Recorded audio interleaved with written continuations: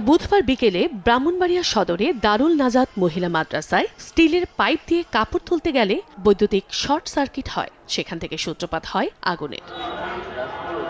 প্রত্যক্ষদর্শীরা জানান, নিরাপত্তা কর্মী আলেয়া জানালার গ্রিলে পড়ে থাকা একটি কাপড় স্টিলের পাইপ দিয়ে তোলার চেষ্টা করেন। বিষয়টি দেখতে সেখানে বেশ কয়েকজন উৎসুক শিক্ষার্থী উপস্থিত ছিল।